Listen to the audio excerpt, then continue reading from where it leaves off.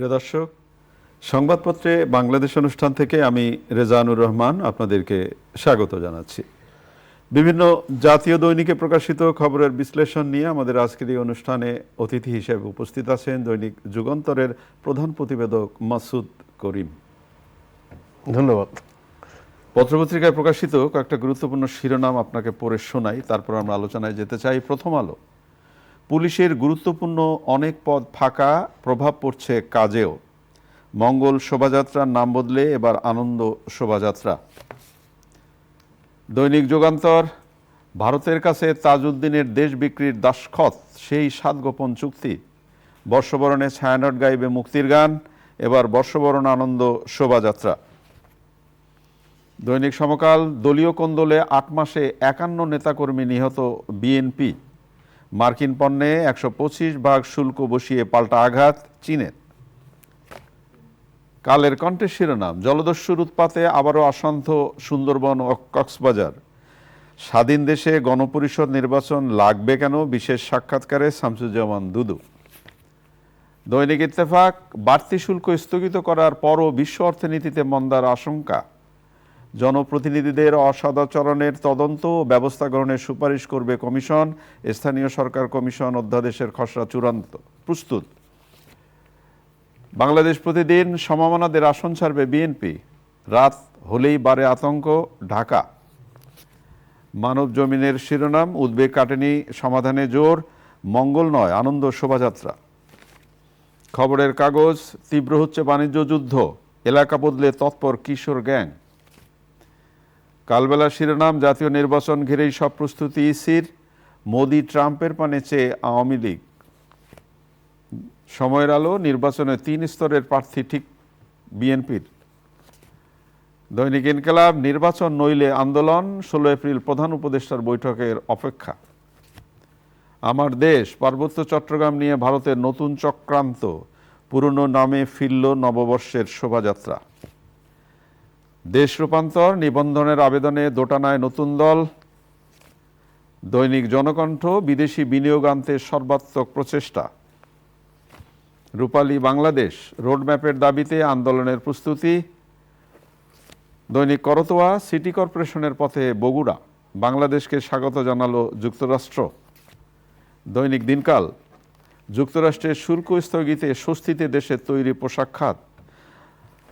আপনি শিরোনাম শুনলেন। আমাদের আর একদিন পরেই বাংলা নববর্ষের সেই আনন্দমুখর দিনটি। মঙ্গল শোভাযাত্রা থাকবে কি নতুন নাম হবে, এটার একটা অলরেডি সমাধান হয়ে গেল। মঙ্গল শোভাযাত্রার বদলে এবার শিরোনাম হলো আনন্দ শোভাযাত্রা।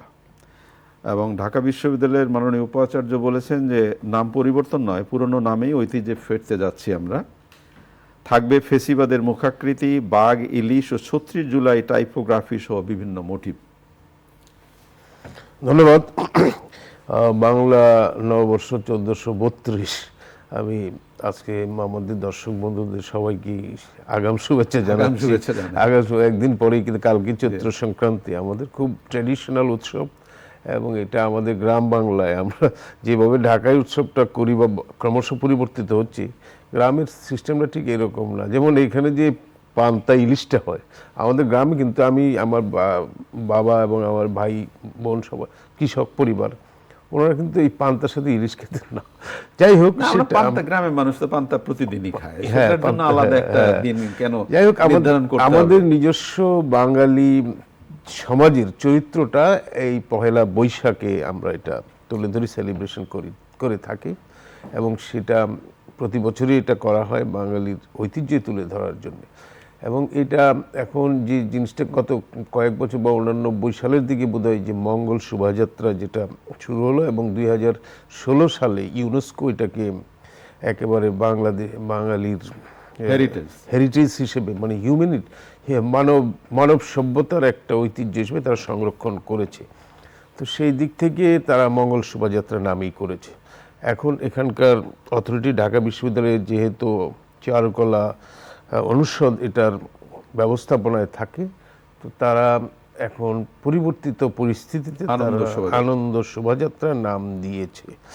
কিন্তু এটা নিয়ে আবার ডিবেটও আছে। এখানে ওনারা বলছেন যে মানে ঢাকা বিশ্ববিদ্যালয় অথরিটি কালকে যেটা প্রেস কনফারেন্স করছে, পুরনো ঐতিহ্যে ফিরেছে। না তারা পুরনো বলছেন, আবার তারা বলছেন যে এটাকে তারা ইনক্লুসিভনেস করছে, যেটা নামটা শুধু চেঞ্জ না, এখানে কন্টেন্ট মানে অনুষঙ্গেও কিন্তু অনেক পরিবর্তন আসছে। যেটা কিছুদিন আগে আমরা শুনলাম যে কয়েকটা ইসলামিক গ্রুপ, বিশেষ করে হেফাজতে ইসলামী বা চরমোনাই পীর, ওনারা বলছেন যে এটা হিন্দুদের কালচারের সাথে মিল আছে, যেই মুখোশগুলি ব্যবহার করা হয়, তো সেই জায়গায় তারা পরিবর্তন চাইছিল এবং সেই জায়গায় কিছু কিছু কন্টেন্টের পরিবর্তনের কথা সংস্কৃতি উপদেষ্টা কয়েকদিনের মধ্যেই বলছে যে এখানে তারা আনতে চাচ্ছে ওই গাজার গান, অন্যান্য পরিবর্তন আনছে। কিন্তু এটা নিয়ে বিতর্ক হচ্ছে যে অন্যরাও কেউ কেউ বলছে যে এটা অরিজিনালিটির থেকে সরে আসা হচ্ছে এবং নিজের মিনিং এবং মেসেজটা সরে যাচ্ছে।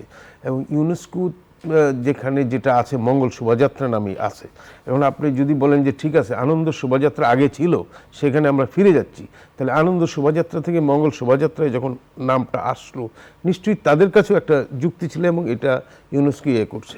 তা আমি বলবো যে সাধারণভাবে আমি বলবো যে ইউনেস্কো তারা তাদের সংরক্ষণে রাখছে, এটা পরিবর্তিত পরিস্থিতি পরিবর্তনটাকে তারা হয়তো সেটা সেইভাবে গ্রহণ করবে না। এবং মহাকালটা একটা বিরাট বিষয়, মহাকালের আঙ্গিকে এটা নির্ধারিত হবে যে আমাদের ঐতিহ্য এবং অরিজিনালিটি। কারণ এটা তো আমি বলি যে সংস্কৃতি এটা পরিবর্তনশীল, সংস্কৃতি রিলিজিয়াস, পলিটিক্যাল এবং সামাজিকতার মধ্যে ধীরে ধীরে পরিবর্তন হয়। কিন্তু মানুষ কি করে যে তার নিজস্ব যেটা একেবারে চিরায়ত সেটাকেই সে মনে করে। যেমন আমরা এখন রেগুলার যে পোশাক আশাক পরছি, পয়লা বৈশাখে তো আমরা সেই অরিজিনালটাকে খুঁজতে যাই। সেই জায়গাগুলিতে পয়লা বৈশাখটা কিন্তু সেই নিজস্ব বৈশিষ্ট্যকে বৈশিষ্ট্যমণ্ডিত করে তোলাই বড় বিষয়। সবচেয়ে বড় ব্যাপারটা হলো যেটাই ঘটুক আনন্দটা থাকুক, আনন্দটা থাকুক, সেটাই হচ্ছে আলোচনার জায়গা।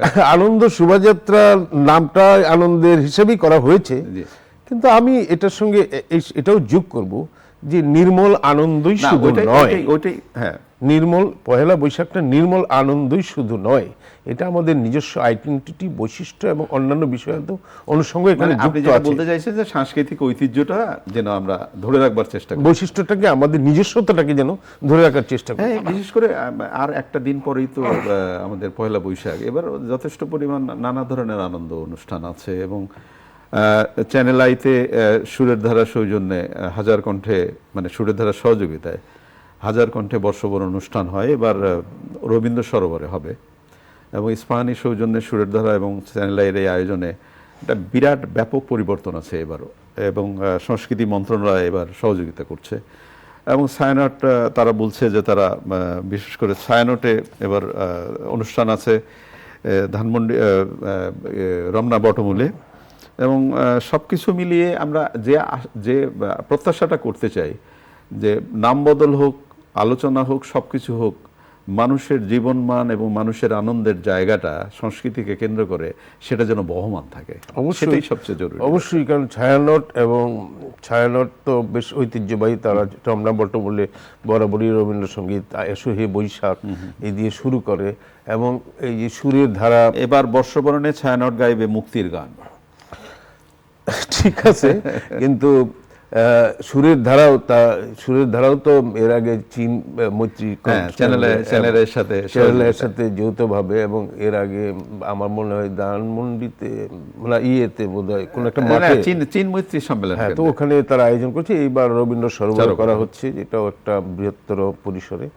তো আমরা আশা করি যে এই সাংস্কৃতিক ঐতিহ্যটা মানুষের মনে আবহমান বাংলার জীবন এবং আচারকে, আমাদের নিজস্বতাকে আবার আরেকবার মনে করাবে, এবং নতুন বছর 1432 সবার জীবনে আনন্দময় হয়ে উঠবে, এই প্রত্যাশা। এটাই তো প্রত্যাশা। কারণ আমরা যখন বলি যে শুভ নববর্ষ, তখন আমরা কিন্তু হিন্দু মুসলমান এইসব চিন্তা করে বলি না, সবাই শুভকামনা বলি।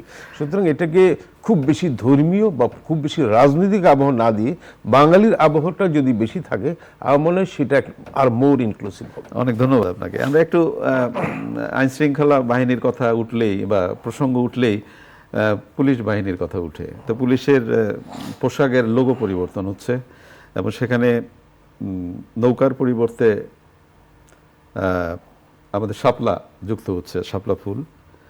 কিন্তু এই যে পরিবর্তন হলো, পোশাকের লোগো পরিবর্তন হচ্ছে বা সবকিছুই হোক, একটা পরিবর্তন হোক, কিন্তু প্রথম আলোতে যে শিরোনামটি হয়েছে, পুলিশের গুরুত্বপূর্ণ অনেক পদ এখনো ফাঁকা, প্রভাব পড়ছে কাজেও। যেমন এখানে বলা আছে 119 ডিআইজি, অতিরিক্ত ডিআইজি ও এসপি সংযুক্ত, তাদের পদ আছে কিন্তু দায়িত্ব নেই।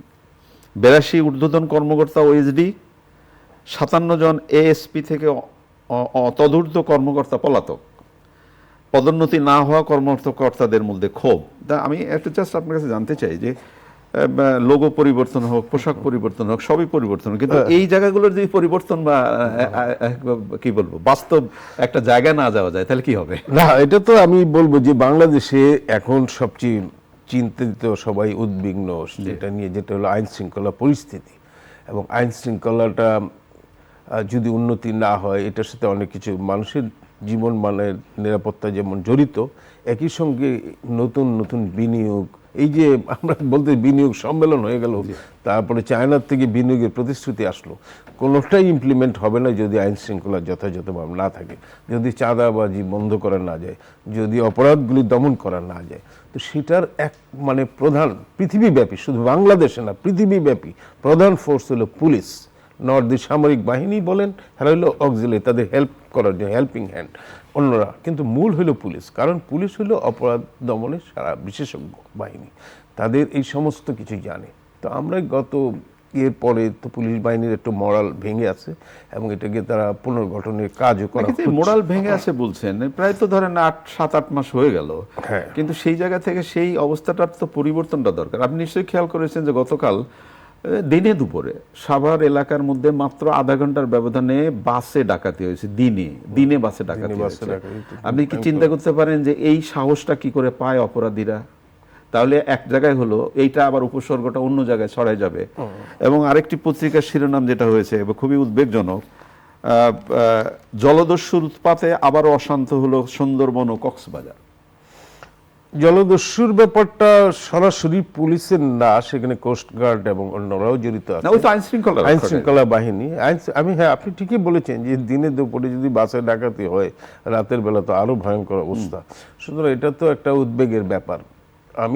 আমরা সেটাই বলছি যে সেই জন্য পুলিশ বাহিনীকে যে ভাবে পুনর্গঠন, লঘু এবং অন্যান্য পরিবর্তন, এগুলি তো সাবস্টেন্সিয়াল আউটকাম দিচ্ছে না। সাবস্টেন্সিয়াল আউটকাম এর জন্য যেটা দরকার, এখানে কোন কোন জায়গাগুলিতে গ্যাপ আছে। একটা অংশ ওরা পত্রিকায় প্রথম আলো যেটা বলছে যে এখানে অনেক গুরুত্বপূর্ণ পদগুলি শূন্য রয়ে গেছে। তো এখানে গুরুত্বপূর্ণ পদগুলি শূন্য রয়েছে। আবার এরকম অভিযোগও শুনি যে যথেষ্ট পদোন্নতি হচ্ছে না, অনেক পুলিশ বঞ্চিত আছে। কথা বলা আছে যে পদোন্নতি না হওয়া কর্মকর্তাদের কিন্তু কম আছে, কিন্তু পদ শূন্য। তাহলে আমার মনে হয় যে এই বিষয়গুলি তো দেখা দরকার। কারণ এটা তো ইমিডিয়েটলি একটা দিক যে গত ঈদ গেছে, সামনে পহেলা বৈশাখ আছে, এরকম একের পর এক উৎসব বা মানে ইভেন্ট কোনো কিছু থাকবে, সেই জন্য পুলিশের এক্সট্রা ডিউটি পালন তারা করতেছে, সেটা একটা তাদের অ্যাপ্রিসিয়েট করি, সেটা ঠিক আছে। কিন্তু একই সঙ্গে একটা লং টার্ম যদি আপনি স্থিতিশীলতা না দিতে পারেন কোনো একটা দেশের, তাহলে কিন্তু এই দেশের বিনিয়োগটা, ফিউচার বিনিয়োগ এবং কর্মসংস্থান, উন্নতি, অগ্রগতি সব কিছু স্থগিত হবে। তো সেই জন্য আমি মনে করি যে পুলিশ বাহিনীকে আধুনিক, যুগোপযোগী, মানবিক এবং স্মার্ট এবং দুর্নীতিমুক্ত, যেটা বিরাট অভিযোগ তাদের বিরুদ্ধে ছিল লং টাইম, সেই জায়গায় ঘুরে তোলার জন্য যা যা করণীয়, যেমন ধরেন একটা দুর্নীতি আপনি বন্ধ করলেন পুলিশের করার ব্যাপারে, জিরো টলারেন্স গেলেন, কিন্তু তার সংসার যদি না চলে এই টাকায়, সেই জায়গাটাও কিন্তু দেখা দরকার। আমি বলছি একটা সার্বিক বিষয়ে, সার্বিকভাবে একটা পুলিশ বাহিনী, এটা আমি বলবো যে অ্যাডমিনিস্ট্রেশনের মানে আমাদের রাষ্ট্র পরিচালনার দুইটা গুরুত্বপূর্ণ পার্ট, একটা হলো বেসামরিক প্রশাসন আর একটা হলো পুলিশ প্রশাসন। এই দুইটা পার্ট যদি সমন্বিতভাবে কাজ না করে, তাহলে দেশের সার্বিক পরিস্থিতি মানে অবনতিশীল হতে পারে। এটা স্বাভাবিক, এটা মানে সাধারণ জ্ঞানী বোঝা যাচ্ছে। সুতরাং আমি মনে করি যে বেসামরিক প্রশাসন এবং পুলিশ প্রশাসন দুইটাকে উপযোগ, কারণ এই যে এখন আইন শৃঙ্খলা বাহিনী, আর্মি আইন শৃঙ্খলা বাহিনীর সহযোগিতা হিসেবে আছে, এটা তো চিরস্থায়ী বন্দোবস্ত না, এটা হলো সাময়িক। আপনি যদি হাইয়েস্ট ধরেন আমাদের নির্বাচনটা পর্যন্ত ওরা থাকবে, ডেমোক্রেটিক নির্বাচন হওয়ার পরে সামরিক বাহিনী এখানে ডিপ্লয় থাকবে না। সুতরাং এই টাইম ফ্রেমের মধ্যে আমার নির্বাচনের যে ডিউটি আছে এসবও করতে হবে, এর মধ্যেই পুলিশটাকে রিকনস্টিটিউট করতে হবে যাতে একটা পূর্ণ উদ্যম নিয়ে তারা কাজ করতে পারে, সেই ধরনের ব্যবস্থা গ্রহণ করা অন্তর্বর্তী সরকারের দায়িত্ব বলে আমি মনে করি। নির্বাচনের কথা বললেন যে নির্বাচন পর্যন্ত থাকবে তারা, কিন্তু নির্বাচন আদৌ কবে হবে কি মনে হয় আপনার? না, এটা তো এই সরকার তো অন্তর্বর্তী সরকার, নামই বোঝা যাচ্ছে যে তারা একটা গণতান্ত্রিক উত্তরণের পথ নির্দেশনা দেবে। কারণ একটা গণ অভ্যুত্থানের মাধ্যমে আমাদের দেশের রাজনৈতিক পটে পরিবর্তন হয়েছে গত বছরের আগস্ট মাসে, এবং সামনে আগস্ট মাসে 1 বছর হয়ে যাবে। এবং তারপরে উনি প্রফেসর ইউনূস, যিনি সরকার প্রধান, তিনি বলেছেন যে বড়জোর জুন মাস পর্যন্ত তারা, এর মধ্যেই তারা যেহেতু সংস্কারের কিছু এজেন্ডা এখানে আছে এবং সেগুলির ব্যাপারে রাজনৈতিক মতৈক্য প্রতিষ্ঠার ব্যাপার আছে, এগুলি সম্পন্ন করে বড়জোর জুনে, আগামী বছরের জুনের মধ্যে নির্বাচন অবশ্যই হবে, সেটা উনি আশা করছেন। আর বিএনপির পক্ষ থেকে একটা দাবি আছে, তারা বলতে চাচ্ছে যে এই বছরের মধ্যে, ডিসেম্বরের মধ্যে নির্বাচনটা করার জন্য। ধরে নিলাম যদি সর্বোচ্চ টাইমও নেই, জুনের মধ্যে যদি নির্বাচন হয়, তাহলে আগামী বছরে আগস্ট, 2 বছরের মাথায় সরকারের ক্ষমতা হস্তান্তর, এটা স্বাভাবিক প্রেডিকশন। যেহেতু 1/11-এর সময় এরকমটা ছিল, এটা হাইয়েস্ট প্রেডিকশন, কিন্তু তার আগেই নির্বাচনটা হওয়া দরকার। এবং আশা করি যে, আমি এটা ব্যক্তিগত পরিস্থিতি অ্যাসেসমেন্ট করে আমার ব্যক্তিগত ধারণা, জুন জুলাইয়ের দিকে ডেফিনেটলি একটা নির্বাচনী রোড ম্যাপ অন্তর্বর্তী সরকারকে ঘোষণা করতে হবে। তার আগে হয়তো পলিটিক্যাল কনসেনসাস। আপনি যেটা বলতে চাইছেন যে এই বছরে ডিসেম্বরে নির্বাচন হচ্ছে না, সেটা বলতে চাচ্ছি না। আমি বলছি সর্বোচ্চ যেতে পারে, তার আগেও হইতে পারে, সম্ভব। সেটা তো রাজনৈতিক সিদ্ধান্তের ব্যাপার, এখানে পলিটিক্যাল পার্টিগুলি কি সিদ্ধান্তে যায় সেটাও তো একটা ব্যাপার। কোনো আলোচনা সভায় বা আলোচনায় সরকারের কেউ কেউ তো বলছেন যে 5 বছর ইউনূস সরকার থাকলে অসুবিধা কি? না, সেটা কেউ কেউ বলছেন, কিন্তু সেটা কতটা বাস্তবসম্মত সেটার ব্যাপারে রাজনৈতিক দলগুলি একমত হবে কি না। কারণ পলিটিক্যাল পার্টিজ আর বিগ অ্যাক্টর এখানে, ঠিক না? আপনি পলিটিক্যাল পার্টিকে একটা গণতান্ত্রিক উত্তরণের সময়ে পলিটিক্যাল পার্টিকে তো উপেক্ষা করতে পারছে না। এই জন্য তো আমরা বারবার বলছি যে পার্টিগুলির তারা একমত হোক একটা বিষয়ে। তারপরে এখানে নির্বাচন কমিশন আছে, এরপরে নির্বাচন কমিশনে আবার নতুন রাজনৈতিক দলের নিবন্ধনের প্রশ্ন আসতেছে, অনেক কাজ আছে কিন্তু আমাদের সামনে। এই সবগুলি কাজ, কোনো একটা কাজ কোনোটা হচ্ছে কম না, আবার সংস্কারও চলতেছে। তা আমি মনে করি যে একটা টাইম ফ্রেমের মধ্যেই থাকা উচিত। একটা সরকার এরকম 5 বছর, 7 বছর, 10 বছর এরকম চিন্তা ভাবনার মধ্যে থাকাটা বাস্তবসম্মত। ঈদে নির্বিঘ্ন চলাচল, দ্রব্যমূল্য একটা সহনশীল জায়গায়, এবং এটা প্রশংসা করতেই হবে যে এইবার ঈদে বিশেষ করে মানুষের যাতায়াত সবকিছু মিলে একটা আনন্দদায়ক স্বস্তির জায়গাটা ছিল, এবং দ্রব্যমূল্য মোটামুটি একটা নিয়ন্ত্রণের মধ্যে ছিল। কিন্তু একটু একটু করে বোধ করি আবার ওই দ্রব্যমূল্যের জায়গায় একটা আলোচনা শুরু হচ্ছে যে দাম বাড়ানো হচ্ছে, আবার সিন্ডিকেট। কি মনে হয় আপনার? আমার কাছে মনে হয় পুরো ব্যাপারটা, অর্থনৈতিক ব্যাপারটা কিন্তু একটা কন্টিনিউয়াস উদ্বেগের বিষয় থাকবে। কারণ এখন যদি আমি ডোমেস্টিক দেখি, উৎপাদন দেখি, ডিস্ট্রিবিউশন দেখি, এগুলি তো একটা আছে, সিন্ডিকেট একটা আছে, আবার গ্লোবাল সিনারিওতে ট্যাক্স, পাল্টা ট্যাক্স, এবং এটার ফলে যে আমাদের এক্সপোর্টের উপরে কি অবস্থা। 2 বড় দেশের তো এখন শুল্কর, উনি এত বাড়ালেন, তাই এই যে একটা শুল্ক যুদ্ধ তো শুরু হয়ে গেল। এটা কিন্তু আপনি যদি দেখেন, এটা কিন্তু বাংলাদেশের জন্য পজিটিভ। ওনাদের লড়াইটা যদি চায়নার উপরে আমেরিকা বেশি শুল্ক দেয়, তাহলে আমাদের এক্সপোর্টটার জন্য এটা লাভ হবে। আমাদের এটা ওরা যুদ্ধ করুক, আমরা লাভ হবে। হ্যাঁ, আমাদের সেই অপরচুনিটি এখন ডিপেন্ডিং অন আমরা এই সুযোগটা কতটা কাজে লাগাইতে পারতেছি। যদি চায়নার উপরে কত 150% শুল্ক দেয় আমেরিকা, তাহলে আমেরিকা চাইনিজ প্রোডাক্ট বেশি এক্সপোর্ট করতে পারে। মার্কিন পণ্যে অলরেডি চীন কিন্তু 125% শুল্ক। চীনে যতই শুল্ক দেখ, সেটা আমার কোনো অসুবিধা নাই, আমার কোনো এফেক্টও নাই। আমেরিকান পণ্য তো আর আমরা আনতেছি না, বা আমরা আনলে ওইটার সাথে ওইটার কোনো সময়। আমার এক্সপোর্টটা লাভজনক হবে যদি চায়নার উপরে বেশি শুল্ক দেয় আমেরিকা, তাহলে আমার প্রোডাক্টটা বেশি যাবে। এবং সেই প্রোডাক্টটা বেশি যাওয়ার জন্য কার্যকর পদক্ষেপ আমাদের এই যে কয়দিন দিয়ে রাখে, হয়তো দেখা গেল একটা নেগোসিয়েশন হয়ে শেষ হয়ে গেল, তখন কিন্তু আমি আর বেনিফিটটা নিতে পারবো না। এই চান্সটা আমাদের নেওয়া উচিত। তবে এই যুদ্ধটা বোধহয় ঠিক না। না, সেটা গ্লোবাল টার্ম। ধন্যবাদ। প্রিয় দর্শক, আমরা যে বিষয়গুলো নিয়ে কথা বললাম আপনি শুনলেন। ভালো থাকবেন, আগামীকাল নিশ্চয়ই আবারও কথা হবে। খুদা হাফেজ।